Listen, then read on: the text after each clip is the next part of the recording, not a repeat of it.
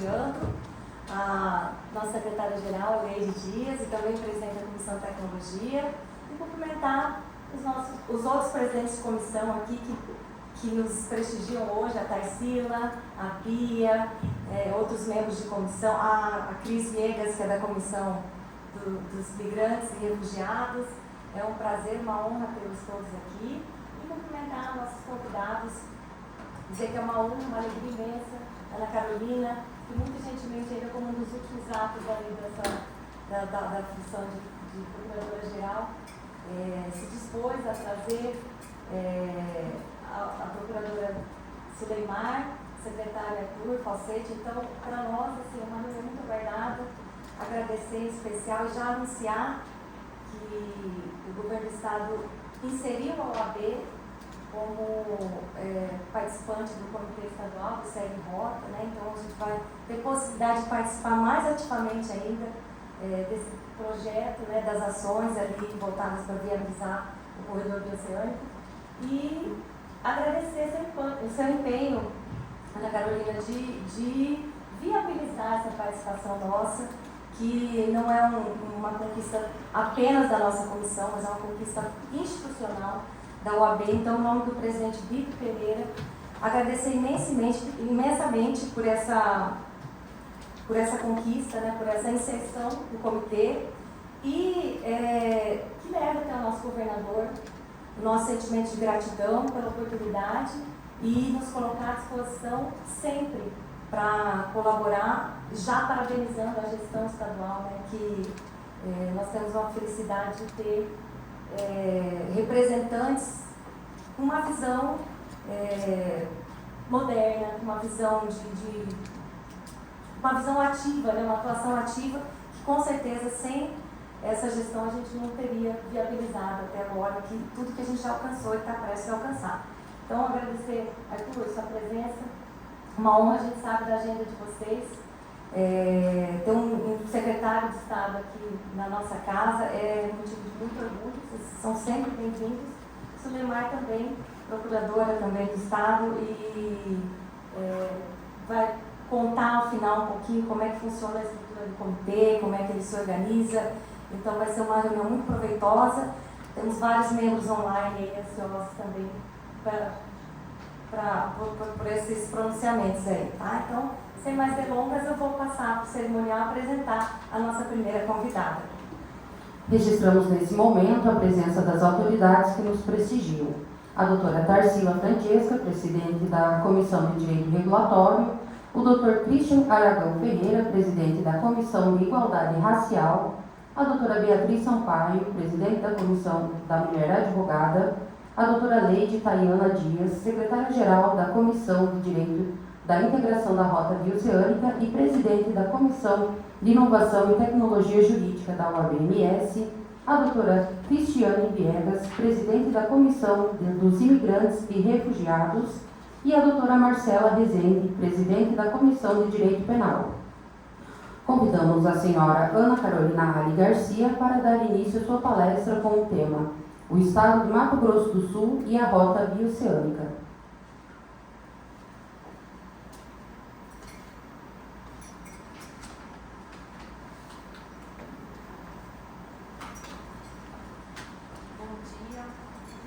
Bom dia a todas as pessoas aqui presentes. Dizer que é uma honra e uma satisfação retornar mais uma vez aqui à Ordem dos Advogados do Brasil, Seccional Mato Grosso do Sul, registrando, em nome do Vitor Pereira, nosso presidente, o reconhecimento, a participação da OAB em tantos temas, né? Eu estive em diversas comissões aqui e é vibrante hoje poder falar, secretária Arthur, da Rota Bioceânica, do desenvolvimento que isso representa para o Mato Grosso do Sul e a Ordem dos Advogados do Brasil liderando aí esse debate. Então, quero cumprimentar a doutora Bianca Della Patti Braga Medeiros, que é presidente da Comissão de Integração da Rota Bioceânica e que tem desenvolvido um trabalho notável aí em relação a esse tema. Dr. Felipe Simões, que coordena as comissões aqui, sempre presente, nas nossas reflexões sobre os diversos temas, e a doutora Leide, que é secretária-geral e mais uma vez também nos prestigia nesse espaço. E eu venho aqui acompanhada daqueles que de fato conhecem o tema, vivem não só a estruturação física, mas também jurídica da Rota Bioceânica. O secretário Arthur Falsetti, que assume aí essa grande secretaria do Estado de Mato Grosso do Sul, que é a Semadesc, e a doutora Suleimar, colega, parceira, que está na Secretaria de Obras do nosso Estado, na AGESUL também, mas que estuda, efetivamente está na academia debatendo aí e também no comitê a estruturação da Rota Bioceânica. E cumprimentar especialmente cada um dos senhores e senhoras, advogados e advogadas, que estão aqui neste momento e que também participam remotamente desse debate. A nossa proposta é de trazer uma contribuição acerca de 3 eixos desse debate da Rota Bioceânica. Primeiro, uma fala muito geral, só para contextualizar da estruturação física, mas quem realmente vai trazer o detalhe do projeto, como estão as obras e financiamento, o secretário Arthur, mas falar dos desafios, tanto de governança desse corredor, quanto de regulamentação.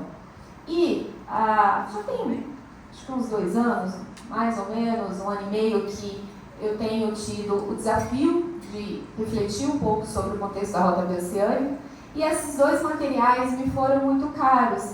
Talvez o Arthur e a Suleimar possam até trazer mais biografias, mas esse foi o início do meu primeiro contato com o tema da Rota, e aí eu coloco os QR Codes que estão à disposição. Esses 2, eles são pesquisadores, o IPEA participando, a academia, e nós vamos falar muito aqui também da importância da academia.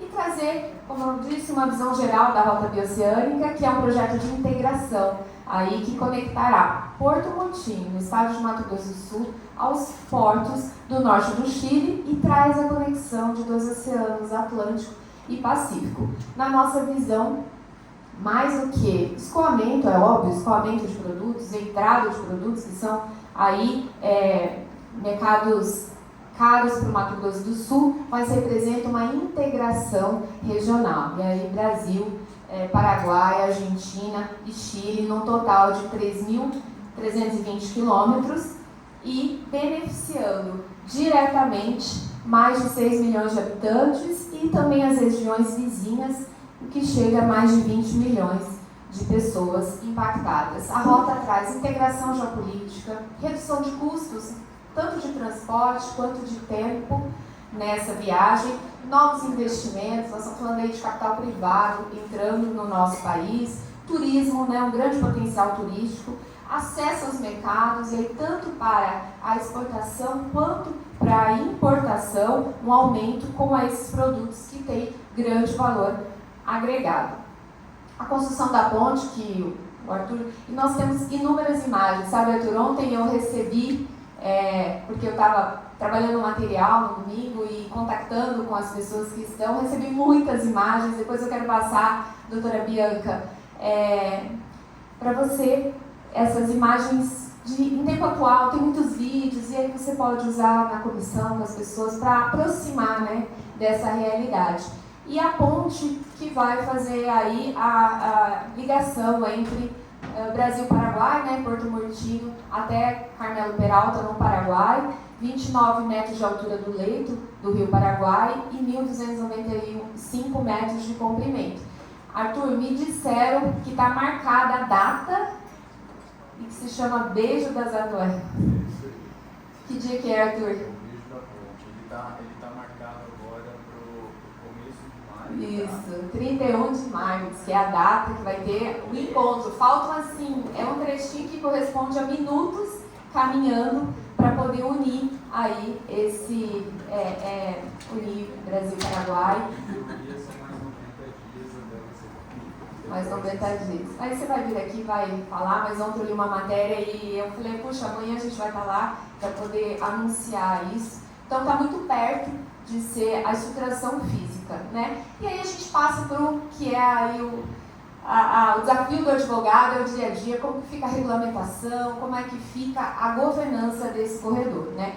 Primeiro ponto de extrema importância vai ser a construção de um centro aduaneiro de controle de fronteira, para que a gente possa ter ali os órgãos federais, estaduais, reunidos no mesmo espaço, facilitando a logística, facilitando o controle, né? Um projeto que já foi elaborado e eu tive a informação que está sendo revisado pelo DENIT, porque o Paraguai trouxe sugestões de adequações, né? Com o Porto Seco, que é derivado de uma parceria do Estado com a Prefeitura de Ponta Porã, e aí permitindo, então, um melhor fluxo e uma simplificação, vamos dizer assim, desburocratização, tirando aquilo que é de portos, né, para esse espaço, facilitando a logística.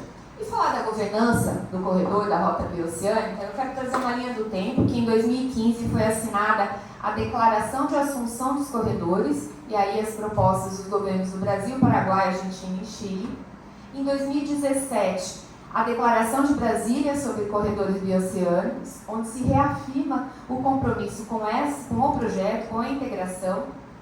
Estivemos em 2023 na Assembleia com a criação da Frente Parlamentar da Rota Bioceânica e o Comitê Estadual da Rota Bioceânica, que é decorrente de um decreto de 2024, recentemente alterado, que a gente vai trazer isso aqui, como a doutora Bianca já anunciou, mas quando é feita essa declaração de assunção dos corredores em 2015, falando de governança, já havia sugestão de criação de grupos de trabalho no entorno do corredor da Rota Bioceânica.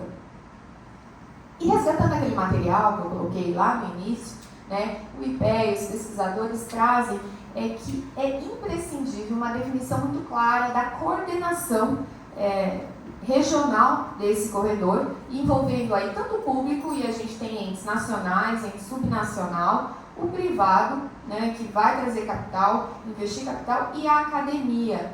Então falávamos há pouco, a UEMS sempre esteve, enquanto universidade, envolvida, né, nesse processo. E a retomada aí, eles propõem daquela ideia que foi trazida na Carta de 2017, de ter um comitê governamental, um comitê consultivo, mecanismos de apoio, que são esses grupos de trabalho, e inclusive comitê de monitoramento. E vindo para a nossa realidade de grupos de trabalho, não está conseguir passar para mim, gente? Aqui, não sei se acabou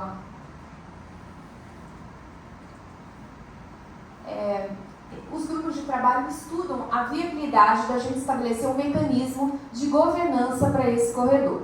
E as mesas de trabalho, que são temáticas aí de infraestrutura, transporte e logística, produção e comércio, simplificação de procedimentos aduaneiros, a rede de universidades, aqui reafirmando o compromisso e a importância da academia, turismo e a última mesa, que foi a de segurança, salvo engano, foi em 2023 indicado.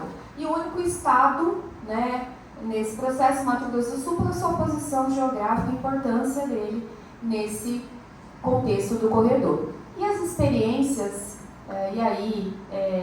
dos corredores ao longo do mundo, aí África, Ásia, Europa, mostram a importância de se ter estruturas administrativas, né, disposições administrativas criadas para a gestão desses corredores. Então, quando a gente fala dos desafios, nos parece que o maior desafio em termos de governança é definir qual será o foro de integração, né, para que esses partícipes estejam de forma coordenada, de forma cooperativa, integrados.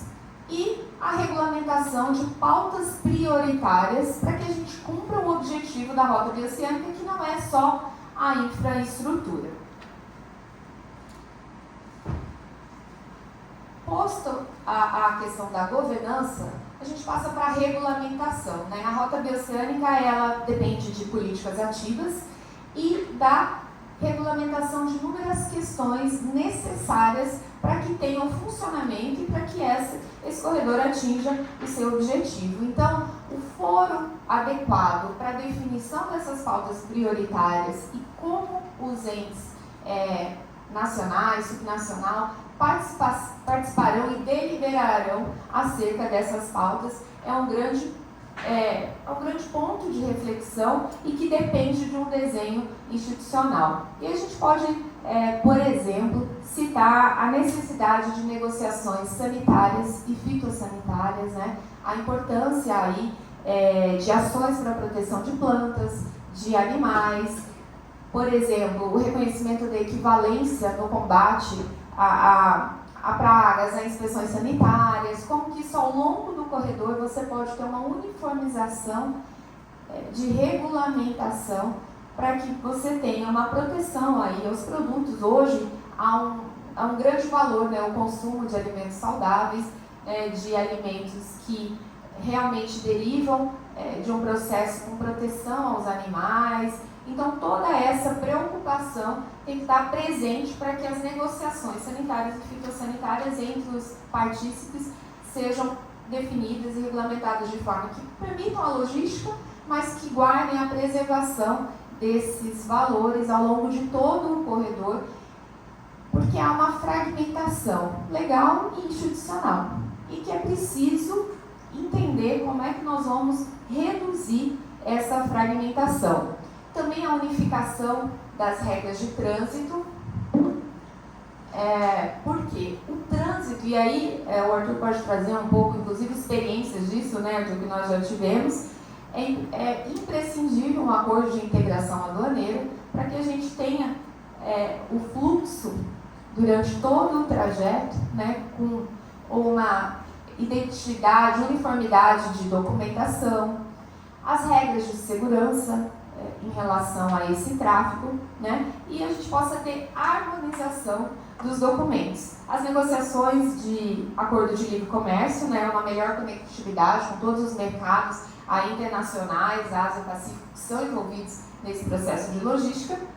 A segurança ao longo do corredor, porque sabemos a região fronteiriça, a preocupação com o tráfico ilícito de armas, de drogas, de pessoas, os próprios veículos, enfim, o trânsito com segurança ao longo de todo o corredor, não só uniformizado em termos de documentação, para que a gente não tenha interrupção, mas também com segurança durante todo o corredor, para que a gente possa entregar realmente um fluxo livre aí do crime e permitindo que os usuários sintam toda essa segurança ao longo do corredor. E é impossível a gente dimensionar, mas já é necessário se pensar nos impactos sociais, ambientais, econômicos que esse corredor traz para todo o ambiente. E aí nós estamos falando de desigualdades regionais, nós estamos falando de questões indígenas que marcam o nosso estado, inclusive de gênero, que nós temos Porto Murchinho, a questão do trabalho. Então, são diversos aspectos que impactam o funcionamento e a necessidade de estruturação, de regulamentação desses aspectos. E a Justiça Federal, altamente impactada pela matéria ambiental, previdenciária, em relação também ao trabalho, indígena, ela já tem se estruturado, né, e buscado, se puder passar para a gente, Leide, porque eu acho que aqui não está funcionando, se estruturado para responder com tempestividade às questões que serão colocadas, mais um, isso que eu acabei de estar falando, ao longo do corredor, no anterior. Aí, tem um projeto de lei tramitando para ampliação das varas da Justiça Federal e nós participamos, assim, a primeira foto aqui deve ser 2024, ainda a presidente do TRF3, desembargadora Marisa, nós estávamos junto com a bancada, com o governador, depois com a visita do ministro Herman Benjamin, presidente do STJ, ao nosso estado, para entender a realidade de Mato Grosso do Sul, entender o corredor, a rota bioceânica, e com a bancada, quando um projeto já na Câmara de Deputados. Então, nosso trabalho no sentido de buscar mostrar o impacto para as diversas regiões do estado de Mato Grosso do Sul, e aí outras também decorrente do crescimento, desenvolvimento econômico do próprio Estado, a questão da criminalidade de fronteira, mas essencialmente a consolidação da Rota Bioceânica foi a grande força motriz para que esse projeto fosse aprovado no CJE, tem todo um rito no STJ, e aí colocado em votação e já aprovado na Câmara de Deputados, hoje já está no Senado Federal. Então a nossa expectativa é de crescimento de vagas em Bonito, Corumbá, Ponta Porã, Naviraí, Três Lagoas e Dourados, o que é um ganho para a sociedade, um ganho para a comunidade jurídica de Mato Grosso do Sul. E trazendo as experiências de transporte internacional rodoviário, o TIR, é um sistema de trânsito único global que agiliza todo esse funcionamento ao longo dos corredores, né, o procedimento, auxiliando no trânsito. E recentemente eu até localizei uma matéria, que está no próximo slide aí, do transporte internacional rodoviário, que o Paraguai já analisa a adesão ao sistema TIR. Aqui tem o QR Code da íntegra dessa reportagem, e nos parece que é um mecanismo que realmente resolveria e facilitaria aí a questão do trânsito ao longo do corredor. E as reflexões que eu coloco para que nós possamos pensar, e a participação da comissão, da OAB, dentro do comitê estadual será de suma importância. Quais os modelos de administração que podem ser colocados como mecanismo de efetiva governança, né, de integração Mato Grosso do Sul, com o Chaco Paraguai, com as províncias norte da Argentina e com os portos do norte do Chile. Como que esses atores, são diversos atores, como que eles estão se organizando para que realmente a gente tenha um mecanismo efetivo de governança, e é preciso olhar como funcionará essa coordenação, porque até que ponto haverá autonomia, haverá descentralização para tomada de decisões acerca de políticas públicas pelos agentes, pelos atores que compõem o corredor, quando a gente olha a diversidade, por exemplo, do sistema político, né? Entre os países que integram a Rota Bioceânica. E nós temos repúblicas federativas, né, como a Argentina e o Brasil, e repúblicas unitárias, como o Chile e Paraguai. E isso torna evidente, né, a gente está no ambiente aí, de gestão pública, as dificuldades de tomada de decisão, mas a importância, ao mesmo tempo, de se regulamentar pautas prioritárias e de se estabelecer o foro aonde nós vamos entender como adequado para a tomada dessas decisões para o funcionamento do corredor da Rota Bioceânica. E, por fim, falar da grande novidade aí, que é a alteração do decreto de 24 pelo decreto de 2026, de 31 de março, decreto 16756, do governador do estado, Eduardo Ribeiro, e do então secretário Jaime Verru, que hoje sucedido pelo secretário Arthur, e é significativa a tua presença aqui, secretário, e da Bianca. Que a Bianca, ela nos trouxe essa demanda que já era desde 2024, mas que nós não tínhamos um contato direto, não tínhamos conhecimento desse ofício do presidente Pico Pereira, e naquele momento nós unimos esforços para levar a voz da advocacia, a importância da OAB dentro desse comitê, e conhecendo o trabalho do comitê, a total conexão, né, com essa participação. Então houve alteração, com a exceção da ordem, nós estamos assim com grandes expectativas da contribuição, porque não há uma solução posta para tudo, nós estamos construindo, mas sempre focados nesse desenvolvimento do Mato Grosso do Sul, investimentos privados com segurança jurídica, porque o que o capital privado precisa para ele ser colocado em projetos assim é segurança jurídica, e isso nos cabe enquanto advogados, advogadas, a fornecer mecanismo para isso. Eu deixo ao final os meus contatos e sempre à disposição da OAB e de cada um de vocês. Muito obrigada.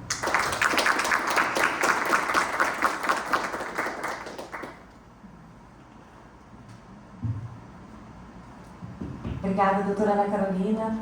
Realmente contextualizou muito bem e reforço que é um motivo de muita alegria nossa aqui, integrar o comitê e fazer parte dos trabalhos ali. Eu quero registrar aqui a presença do Procurador-Geral da OAB-MESC, professor Sandro Oliveira, que muito generosamente aceitou também a incumbência de passar a co-presidir essa comissão, juntamente conosco. Então, nosso agradecimento, porque a gente sabe das atribuições. O Sandro, além de Procurador-Geral e preside a Comissão de Estudos Constitucionais, isso institucionalmente só, né? Ainda mais com os afazeres profissionais dele. Aceitou. Então, Sandro, quero te agradecer imensamente por aceitar essa missão e contribuir conosco diretamente dentro ali do comitê. Espero, vai ser de grande importância a sua participação, e hoje toma posse aqui como vice. Nós vamos deixar registrado em ata, Sandro. Muito obrigada. Eu sei que a doutora Ana Carolina logo tem um compromisso, talvez precise se ausentar, mas vamos passar então, vou passar para a Débora para apresentar o nosso próximo convidado. Convidamos agora o Arthur Falsetti para dar início à sua palestra com o tema Corredor Bioceânico de Capricórnio. Obrigada, Gabriela.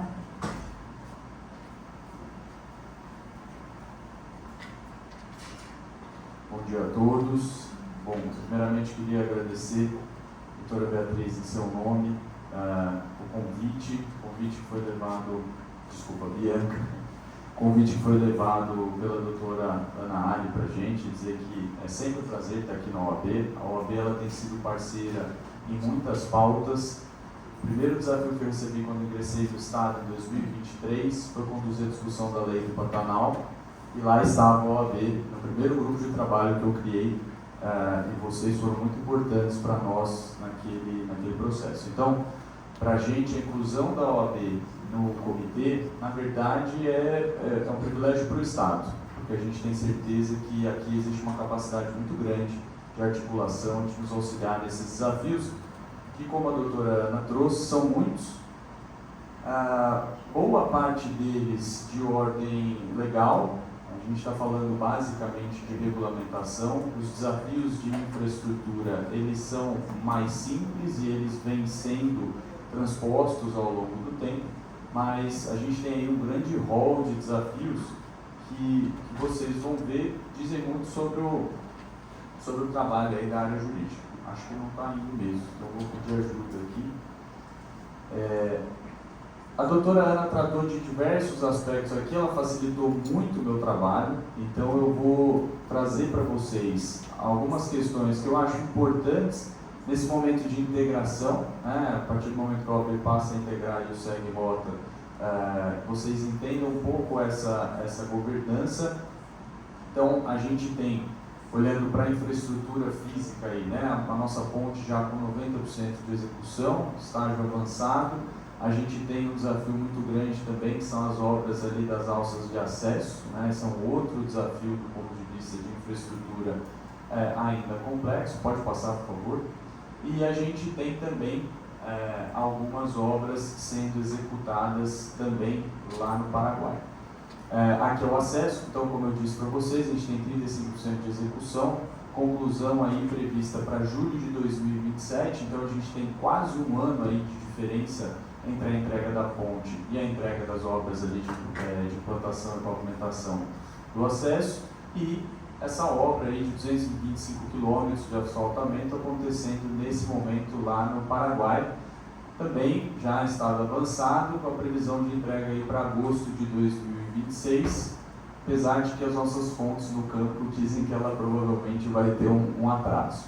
A gente não consegue acompanhar em tempo real, como a gente consegue acompanhar aqui os nossos trechos, mas ela está bem, está caminhando. Se tiver atraso, deve ser um atraso pequeno.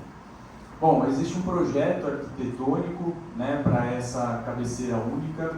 Aqui a gente já começa a entrar um pouco na discussão que a doutora Ana Ali trouxe, longe desse ser um desafio só de infraestrutura, e quando a gente olha a construção de uma cabeceira única e imagina aí a integração entre as receitas, as polícias e por aí vai, Óbvio que é necessário uma infraestrutura para que isso funcione, porque a gente está falando efetivamente de um fluxo físico, né, de caminhões, de mercadorias, de pessoas, mas por trás disso existe uma regulamentação bastante robusta, para que a gente não precise ter a aduana nos dois países e possa ter uma cabeceira única. A gente precisa avançar em muitos pontos, especialmente de homogeneização de legislação entre cada um desses pares de países. Então aqui a gente só está tratando, né, de Brasil e Paraguai, mas a gente precisa lembrar que a gente tem depois Paraguai e Argentina e Argentina e Chile.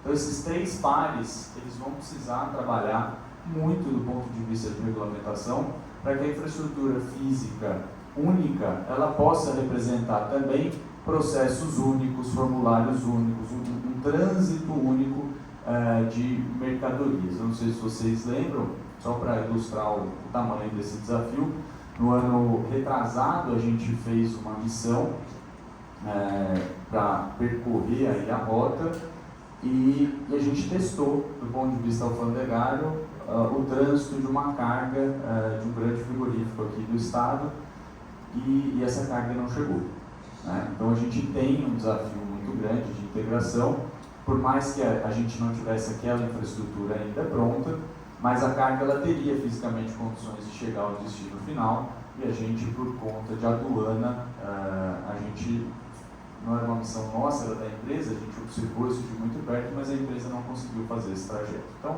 é um desafio real. A rota, em condições normais, ela representa um encurtamento entre 12 e 14 dias de todo o trajeto de exportação para o Sudeste Asiático, especialmente. Hoje, se nós fôssemos sair daqui, então imaginem o acesso pronto, a ponte pronta e o trecho do Paraguai pronto, tá? Então a gente não tem nenhum desafio de infraestrutura mais. Se a gente sai com uma carga daqui hoje para o Chile, respeitando os processos que existem nos 4 países, a gente perde mais do que os 14 dias só com processos administrativos e fluxos aduaneiros, tá? Então, a gente perde toda a competitividade que a rota tem se a gente não tiver a capacidade de trabalhar essa homogeneização de legislação e essas cabeceiras únicas, tá? Então, o número hoje é entre 15 e 16 dias, é o que a gente demoraria de desembaraço dessas cargas para que a gente pudesse chegar lá. Então, volta a ser vantajoso descer ao Porto de Santos. E o outro aspecto muito importante, a doutora Ana trouxe isso também,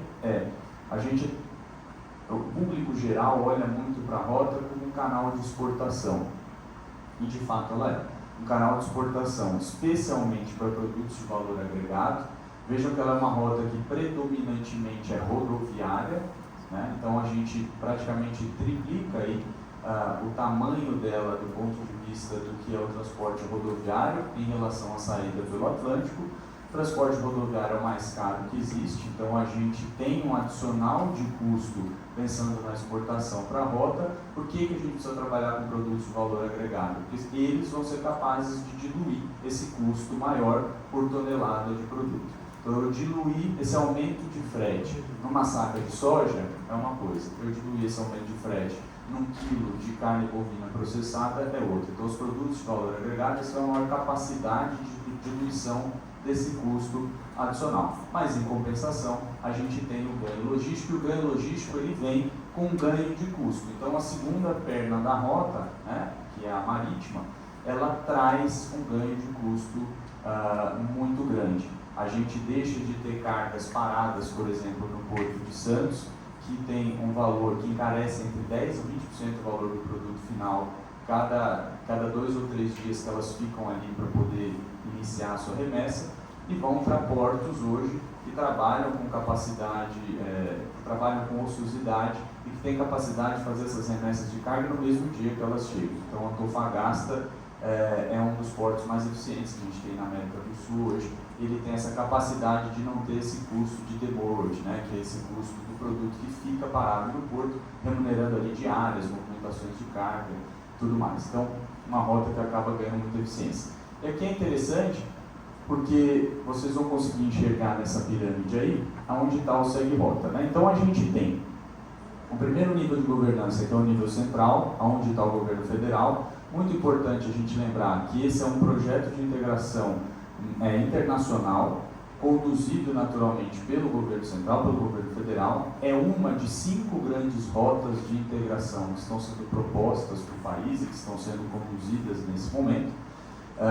E eu gosto de lembrar que como ela atravessa o nosso estado inteiro, e o nosso estado é o único estado brasileiro que participa dessa estrutura de governança, às vezes dá uma sensação de que o estado é o gestor desse projeto, né? Quando na verdade o estado ele integra esse projeto, mas é um projeto sendo gerido, e isso vale para os outros 4 países, pelos governos centrais desses 4 países.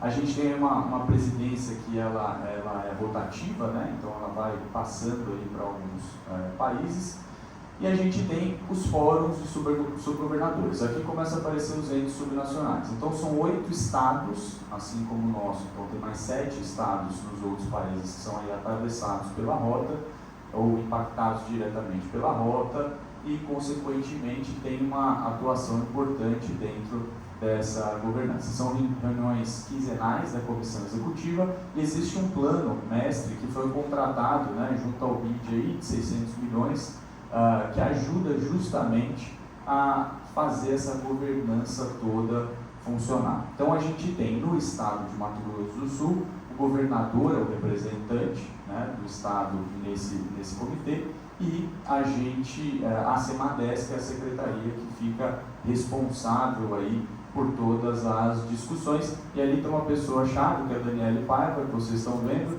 que eu desde já coloco ela inteiramente à disposição. Ela está conosco online. Legal. Então a Dani está aí.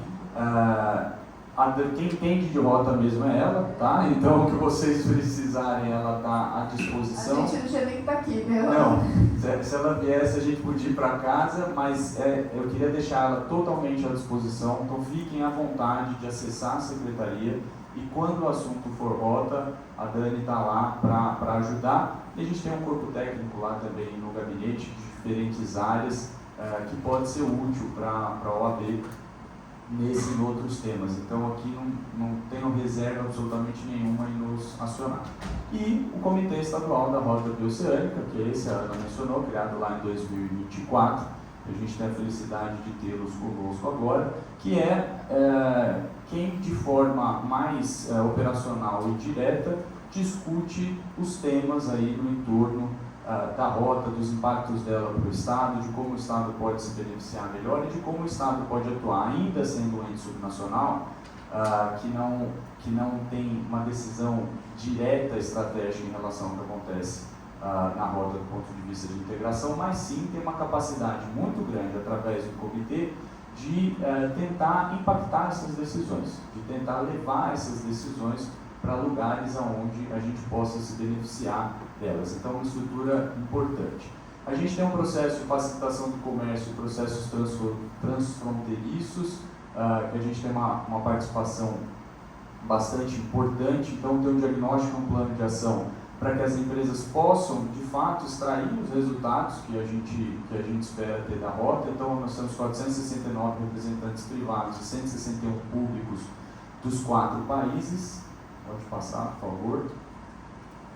A gente tem aí, então, para mostrar um pouco, né, das soluções que são discutidas. Nós já temos 264 soluções consensuais, então, sejam elas multilaterais, bilaterais ou nacionais, que vão ser implementadas no curto, no médio e no longo prazo. Então, aí um pouco já do que é o resultado tangível do trabalho.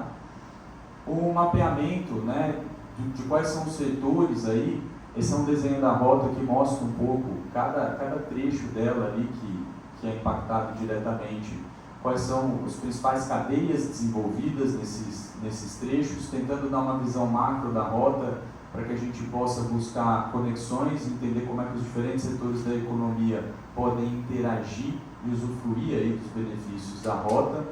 Esse é um material interessante para vocês olharem depois. E no curso aí do corredor a gente tem 104 projetos para infraestrutura física e digital, a maioria aí são projetos que olham para a continuidade do corredor, né? A gente tem aí os nodos estratégicos interiores, que são justamente as principais conexões e outras áreas que estão sendo trabalhadas aí, vocês veem o melhoramento do espaço, o centro de atendimento às transportadoras, os terminais, rede de serviço, telecomunicação e energia, então são todas pautas aí bastante relevantes para o funcionamento.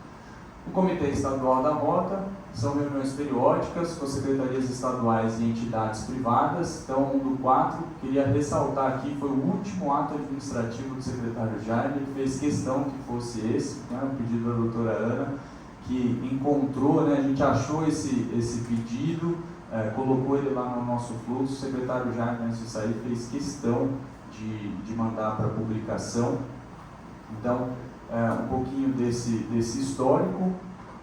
A gente tem a participação de alguns entes do Estado muito forte nas discussões internacionais. Eu acho que isso é importante a gente ressaltar, porque o SEG-ROTA ele tem essa capacidade de articulação. Então, por exemplo, na temática de segurança pública, o Brasil acaba tendo um papel muito importante na discussão com esses outros 3 países, e o nosso Estado também é extremamente relevante nessa discussão. Então, segurança pública, por exemplo, é um tema que a gente consegue influenciar bastante as discussões, as pautas, a tomada de decisão, e a gente espera que vocês reforcem ainda mais essa nossa capacidade de contribuir com as discussões. Pode seguir. Aqui, comunicação, né? Então, a gente teve um evento sobre o sistema TIR, a Ana já falou. A Ana já falou sobre ele aqui, o sistema que visa aí facilitar esse mercado. Deixa eu só... Agora está funcionando, peraí. Agora. A gente tem 25 e 26 de maio o 3º Fórum Centro-Oeste de Segurança Rodoviária, vai ser lá no Gil de Camilo, então já fica aqui o convite para quem quiser participar. Esse é mais um espaço aí que a gente vai estar aproveitando para fazer algumas discussões que são importantes. E pensando um pouco aí em oportunidades, né? Então a gente tem a valorização imobiliária e infraestrutura, e aqui eu trouxe isso no sentido de, porque isso aqui tudo a gente entende que se desdobra em possibilidades de atuação, né? Então a gente tem aí o aumento da demanda por áreas industriais e logísticas, investimentos em obras públicas e privadas, fortalecimento do agronegócio. A gente passa, como eu disse, a ter a capacidade não só de olhar para a exportação, mas um aspecto muito importante, a importação de alguns bens que hoje a gente não consegue acessar ou não consegue acessar de forma competitiva. Esse é um ponto muito importante da rota.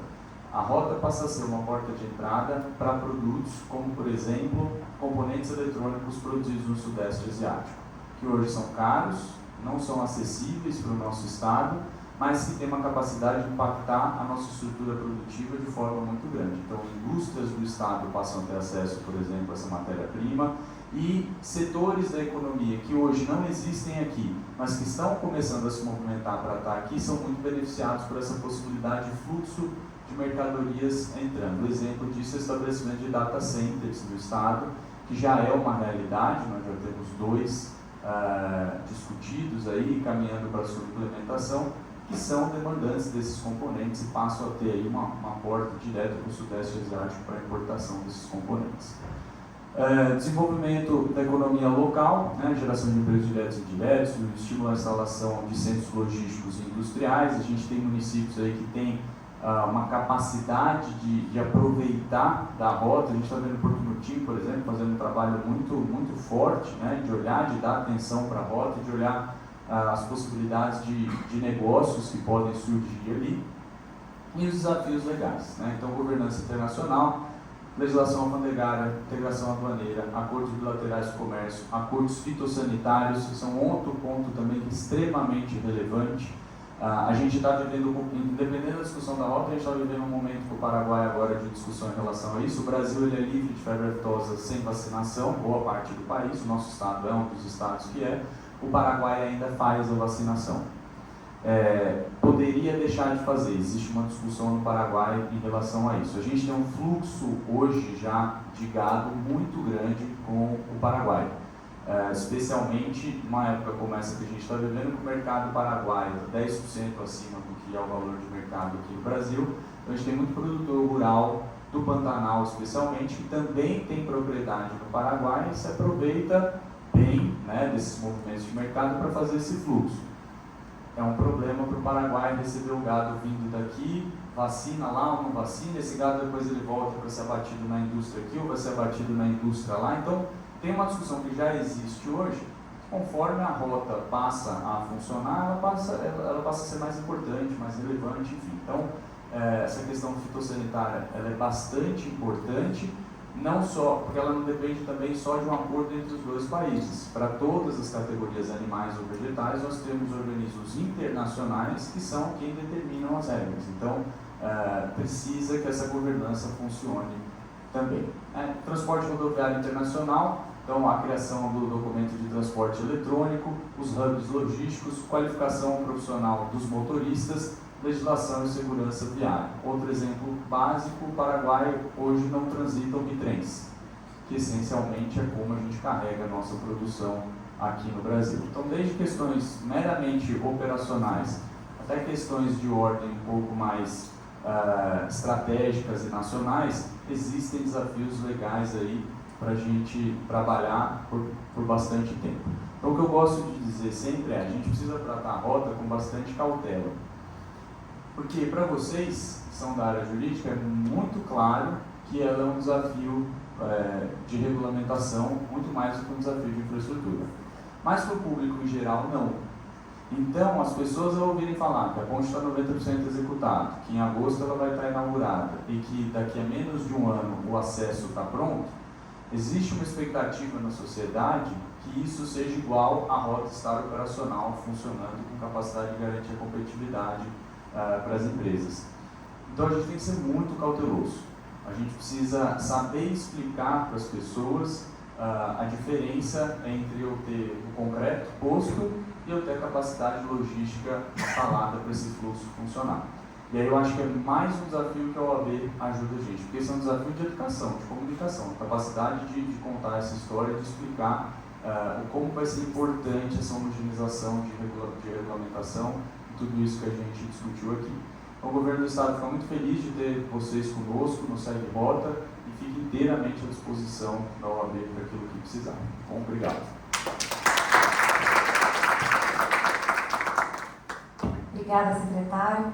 A gente vê que o secretário Jaime Verru fez um excelente trabalho e a Semadesc segue em excelentes mãos.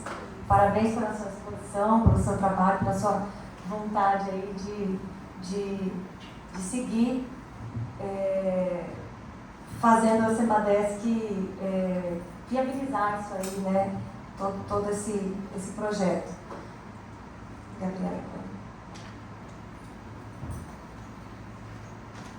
Agora, a Suleimar Schroeder dará continuidade às palestras, com a sua palestra com o tema do Decreto Estadual número 16366 de 2024, que instituiu o Comitê Estadual da Rota Bioceânica.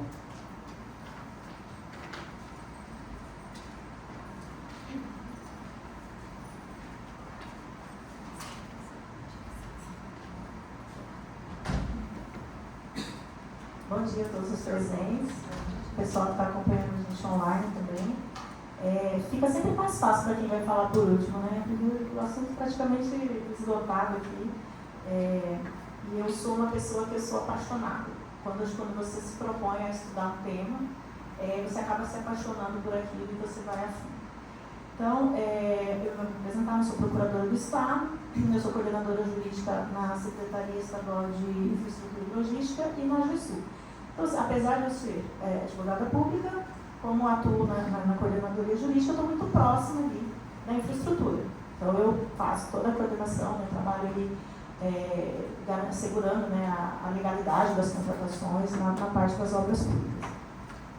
E antes de entrar especificamente no tema do decreto, eu gostaria de apresentar para vocês duas iniciativas também que foram feitas pelo Governo do Estado, muito exitosas, e que eu acho que serve de exemplo para todo mundo. Então, eu sou mestre em desenvolvimento local pela Universidade Católica Dom Bosco e sou pesquisadora da Univila, que é uma instituição que congrega as universidades de todos os países do corredor do oceano. Esse mestrado ele foi proporcionado foi uma ideia que surgiu, o governador do estado ele é muito consciente dessa necessidade de capacitação e há um investimento muito grande em capacitação dos servidores. Então foram selecionados 8 servidores públicos e através da Fundação Escola de Governo nós somos bolsistas. Então nós cursamos, né, o programa da Universidade Católica Dom Bosco, preparado já com esse foco novo na Rota Bioceânica, e dali saíram 8 mestres, 8 servidores públicos.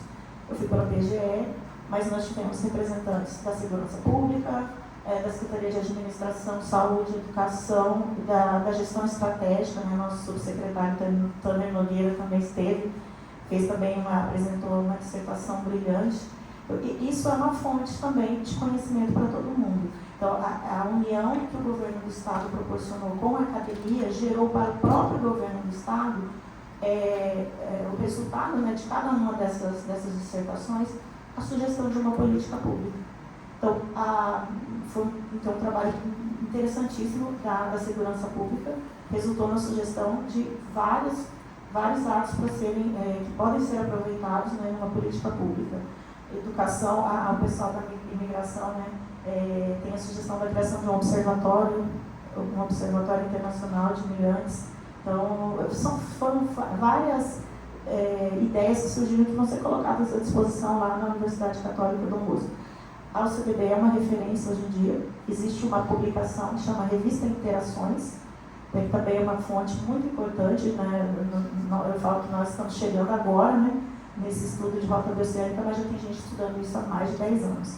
A Universidade Estadual também desenvolve um trabalho muito importante, voltado também para a área da saúde. Eles têm um programa de, agora uma pesquisa e também um atendimento aos caminhoneiros. Então, fazem atendimentos, entrevistas voltados para essa área da saúde também. A Universidade Estadual muito atuante. E uma segunda iniciativa também do governo do Estado foi proporcionar, através do subsecretário, que é da SEMADESC, né, que é da Subsecretaria de Ciência, Tecnologia e Inovação, nós pudemos ir até uma dessas reuniões do foro pela academia.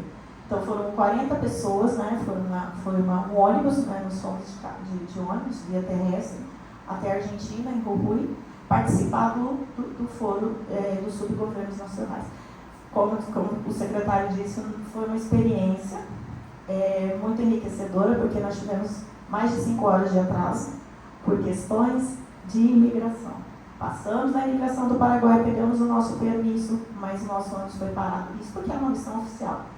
Todas as barreiras, enfim, até lá tivemos muitos problemas. Então isso já serve de diagnóstico. Se acontece com uma missão oficial, imagina o que não aconteceria com os turistas. Então são essas duas iniciativas, né, também dessa caravana de pesquisadores, né, todas as universidades tiveram representantes nessa caravana internacional, apresentaram suas pesquisas no pré-foro, que é realizado pela Unirila, e isso proporcionou um intercâmbio muito grande. Então, às vezes alguém está pesquisando aqui sobre cidades resilientes, lá no Paraguai, na Argentina, no Chile, também tem alguém pesquisando isso. Então é um intercâmbio muito importante. E esse contato, como a doutora Maria tinha mencionado, com a academia é fundamental, porque ali estão os pesquisadores, é quem está mais na linha de frente, é quem tem mais informações, até para munir, né, não só o poder público na tomada de decisões, mas eu acho que para todo cidadão que quiser ter mais conhecimento, existe essa revista Interações, onde são publicados artigos científicos, e também a Universidade Católica Dom Bosco lançou o Observa Rota. É um site onde estão congregados, né, eles estão em construção ainda, mas ele reúne todos os trabalhos científicos de todos os países, que quem quiser contribuir, né, pode contribuir com o seu trabalho, chama Observa Rota. Então, aí especificamente aqui, não vamos entrar no tema, né? Amei. Você está mutando, por favor? Acho que não foi, não. O anterior, por favor. Isso. Bom, então, me coube aqui a tarefa de falar um pouco sobre o decreto aqui, né, o decreto estadual que instituiu o Comitê Estadual da Rota Bioceânica. Esse decreto, ele surgiu da necessidade de se instituir uma governança. Então, o que acontecia? Várias pessoas estavam pesquisando o tema dentro do próprio governo do Estado, né, várias secretarias desenvolvendo ali os seus trabalhos, e não havia uma coordenação central, né, que pudesse realmente dar um direcionamento melhor. Então, o tema é muito transversal. Você estava comentando com a doutora Bianca, né?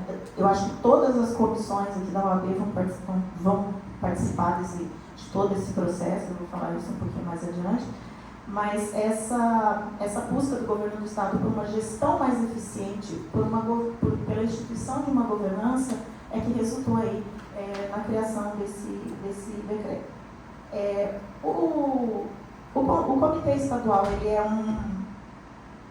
é um órgão colegiado consultivo, tá? Mas existe toda, né, quem quiser acessar o decreto e acompanhando ali, existe toda uma estrutura, né, de composição. Pode passar, por favor. Consegue. Então, existe a composição do comitê, ele reúne órgãos públicos e também instituições privadas. Então, aqui, ó, a presidência, né, é do secretário de Estado responsável pelo desenvolvimento, no caso é a CEMADESC.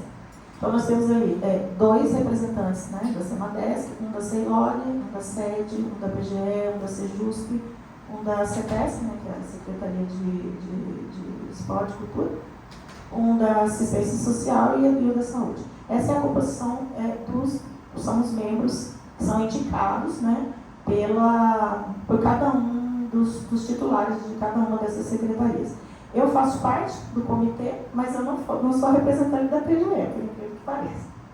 Tem um outro colega que representa a PGE. Como eu sou coordenadora jurídica da CEILOG, eu sou suplente do secretário, e às vezes, né, na maioria das vezes, né, pelas ocupações dele, ele acaba me delegando essa função. Então eu participo das reuniões, mas como representante da Secretaria de Infraestrutura e Logística. Pode passar, por favor? Aqui nós temos os representantes da sociedade civil, como vocês podem ver, são várias entidades ligadas realmente ao tema, né, que são pessoas que desenvolvem, né, são entidades que congregam setores econômicos muito importantes, de transporte, o SEBRAE é um parceiro muito importante também, tem trabalhado muito na parte da pesquisa, Federação da Indústria, Agricultura, Comércio. Então, todos eles participam, né, das reuniões que são existe aí um cronograma de realização dessas reuniões, mas também podem haver convocações extraordinárias, né, a qualquer momento para tratar dos mais diversos assuntos. E é dentro desse comitê estadual que nós nos preparamos para participar desses outros eventos. Então, como o secretário disse, né, o Estado de Mato Grosso do Sul tem um protagonismo muito grande no foro dos subgovernos, né, do corredor bioceânico. Às vezes, quando coloca o mapa, né, do corredor bioceânico, ele parece que termina em Campo Grande. Na verdade, bioceânico, ele vai terminar lá no Oceano Atlântico. Ele começa no Atlântico e termina no Pacífico. Mas existe, né? Os mapas sempre colocam Campo Grande como ponto final. Eu acredito que seja porque toda a infraestrutura, a partir de Campo Grande, ela já está muito bem, nós vamos muito bem, nós temos uma infraestrutura já completa em questões de transporte. O problema é realmente ali da fronteira, Porto Murtinho até Campo Grande. Então, esse eixo central do corredor bioceânico, que é uma rodovia federal, né, tanto, né, as obras que estão sendo realizadas estão a cargo do DENIT, né, a obra da alça, né, e até a própria conclusão da ponte. Mas não há dúvidas de que o Estado de Mato Grosso do Sul vai ser impactado em todos os municípios. A nossa capilaridade de rodovias estaduais, ela vai proporcionar esse fluxo, não só de um corredor de passagem, mas que também seja um ponto de partida de exportações de nossos produtos, como também um ponto de chegada de produtos, né, que eventualmente vão ser importados. Então, assim, Mato Grosso do Sul realmente está no foco, porque parece que é o único estado do Brasil mais interessado na questão, e é mais diretamente impactado, infelizmente, né? É algo que vai impactar o país inteiro, mas o foco realmente está aqui. E esse foro, né, são reuniões que são realizadas periodicamente, nós precisamos estar preparados. Então, também há várias comissões. Pode passar, por favor? dentro da estrutura, né, do nosso decreto, nós temos várias temáticas que trabalhamos, né, durante o ano todo e que são depois levadas para esses encontros, para essas reuniões internacionais, né? Nós temos aí, esse ano, o foro de subgovernadores vai ser realizado em Antofagasta, no Chile. Ano passado foi em Jujuy, na Argentina, e no começo do ano passado foi aqui em Campo Grande. A Campo Grande sediou o foro, né, e muita gente participou, muita gente se inteirou, porque era mais fácil, mas todos os anos esse foro é realizado.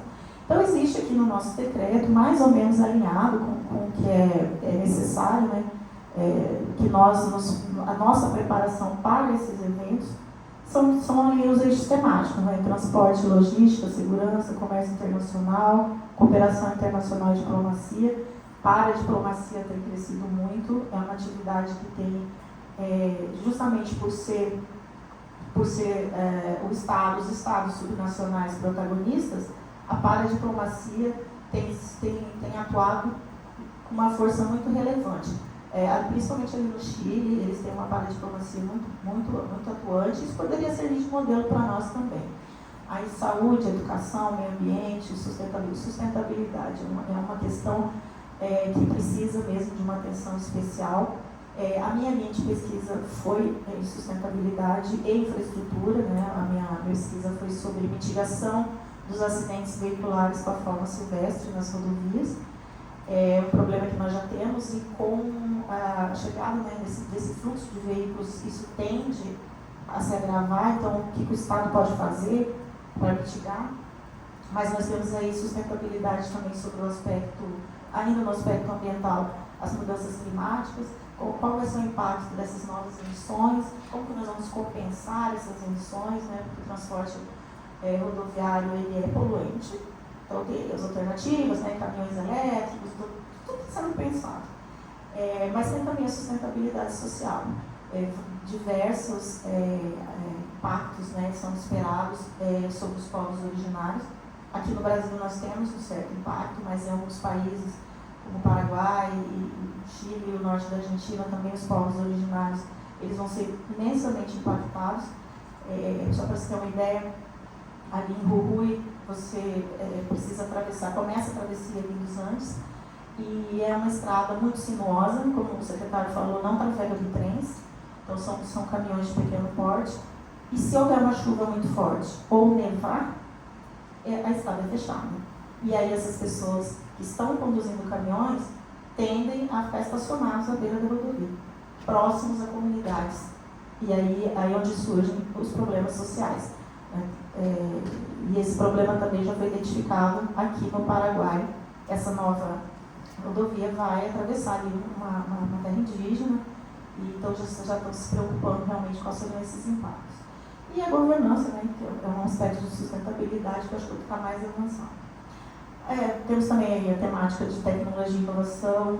Tecnologia e inovação é muito importante. Nós temos uns vazios aí, a gente fala dos apagões de conectividade ao longo da rota. Vários países ainda têm uns espaços em que, para quem transporta carga, está às escuras, né?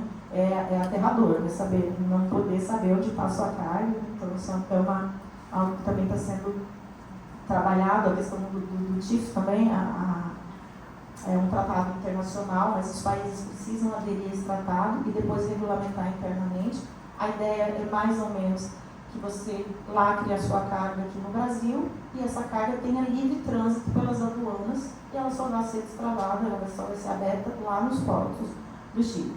E aí começam os desafios. Mas essa é só a questão aduaneira, mas e a questão fitossanitária, como fica? E a questão de imigração? E o motorista que está conduzindo esse caminhão? Então, é muita coisa que tem ainda que ser estruturada e que estão sendo construídas, né, saídas para isso. Ali também turismo e cultura, né, porque o corredor do oceânico ele não é só um corredor, ele não é só uma infraestrutura. A proposta também não é só de importação e exportação. Nós acreditamos que o turismo seja a primeira indústria, né, a ser desenvolvida com a conclusão da obra. Já existe, né, uma grande expectativa, né, dos brasileiros conhecerem, né, o que tem do outro lado da ponte e vice-versa. Também vai ser um corredor de integração cultural, é uma integração da América Latina, é uma nova construção de uma identidade, é uma nova geopolítica que também está sendo desenhada, né? Nós temos o eixo temático também de financiamentos, investimentos, nós precisamos trabalhar junto, né, com a iniciativa privada, porque qualquer investimento também vai trazer benefícios para o Estado, e o desenvolvimento econômico, social e regional. Não dá para falar em desenvolvimento que não seja sustentável, também não dá para falar em desenvolvimento econômico que não olhe para o social e também que não promova o desenvolvimento regional. Então, aí dentro do decreto nós temos a possibilidade de especificação. Todas aquelas linhas temáticas, elas podem se transformar em câmaras temáticas. Então, se existe ali uma equipe que tem ali uma afinidade mais forte com um tema específico, pode propor ao comitê a criação de câmaras temáticas. Então, ali já tem, né, algumas questões ali que eu trouxe, né, de exemplos de câmaras, né, temáticas que podem ser instituídas. E nós já temos aí a Câmara Temática da Saúde, tá? Ela já foi estabelecida.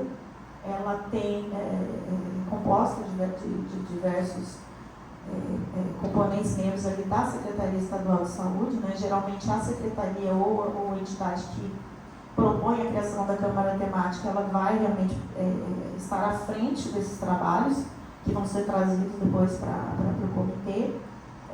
Então, a questão da saúde epidemiológica, né, é um risco muito grande, essa circulação tão grande de pessoas, né, existe essa preocupação. A estrutura da rede de atendimento local, imagina um acidente numa rodovia, né, tem estrutura para atender emergência e resgate, qual é a logística de um resgate, tanto dos brasileiros que atravessam a fronteira, quanto dos estrangeiros que estão aqui, como que a gente vai socorrer essas pessoas no caso de uma emergência de saúde, né? E a saúde do trabalhador, né? Nós temos que nos preocupar com a saúde do nosso motorista.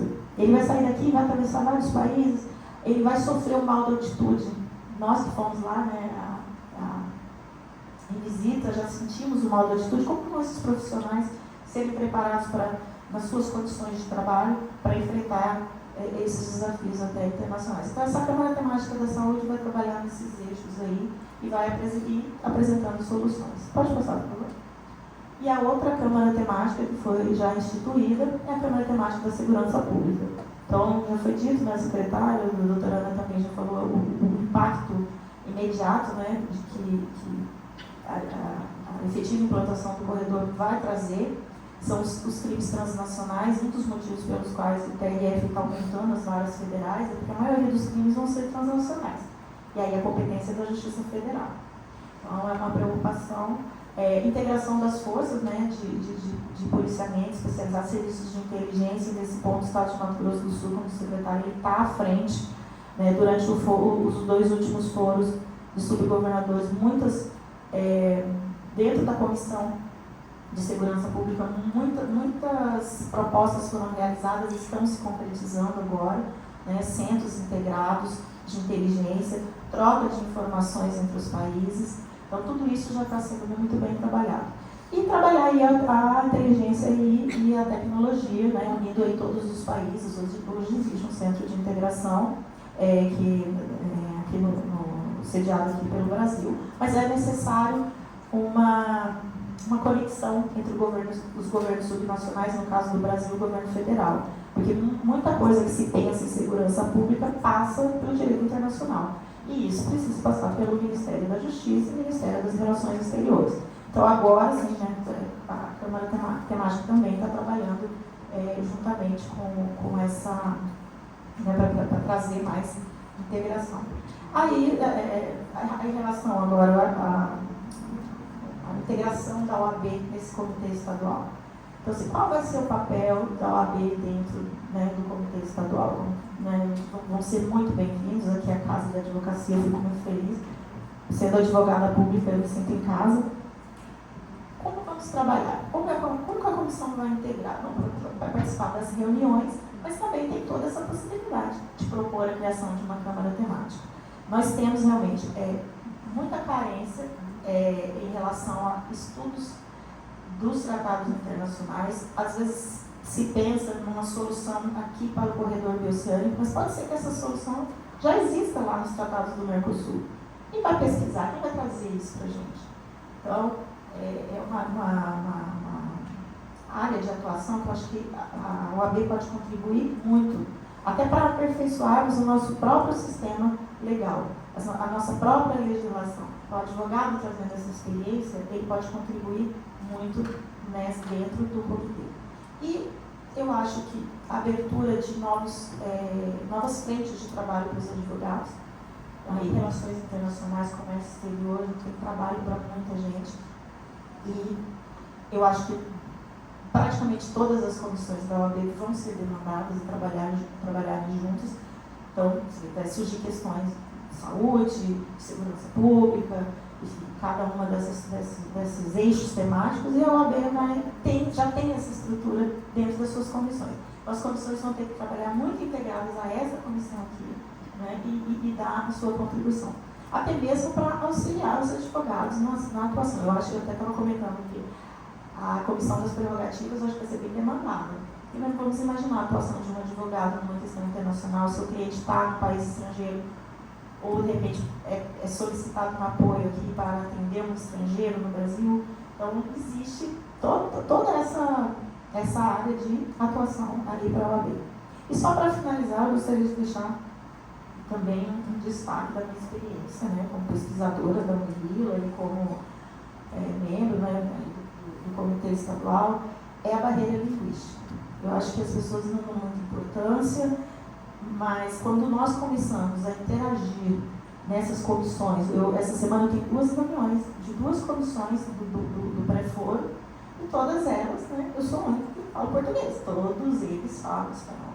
Então, a barreira linguística, a OAB, de repente, né, incentivar realmente o estudo da língua é muito importante. Pode parecer que é fácil, nós até compreendemos muito bem, mas nós não conseguimos nos comunicar muito bem e eles não gostam muito, eles às vezes não compreendem. Então, perder toda essa integração por uma barreira linguística, eu acho que também as universidades também podem contribuir, escolas de governo também tinha, né, uma proposta de um curso de espanhol para os servidores. Eu estou 7 meses estudando, confesso que ainda estou patinando, ainda não tenho toda uma segurança. A Daniela Paiva está melhor do que eu. Em realmente conversar e se comunicar com toda essa vasta, né, possibilidade de integração, mas a barreira linguística ela é real e ela não é difícil. Basta dedicação e aquilo que eu digo, amor por aquilo que a gente faz. Eu sou pesquisadora, estou ali com a UCDB e com todas as universidades, me coloco pessoalmente à disposição. Nós temos material muito farto da academia produzido, que vocês precisarem em qualquer uma das condições. Podemos compartilhar toda essa experiência que já trouxemos até aqui e trazermos cada vez mais para perto, né, do governo do Estado, para que vocês também possam colaborar e serem aí protagonistas também da implantação do corredor bioceânico. Obrigada.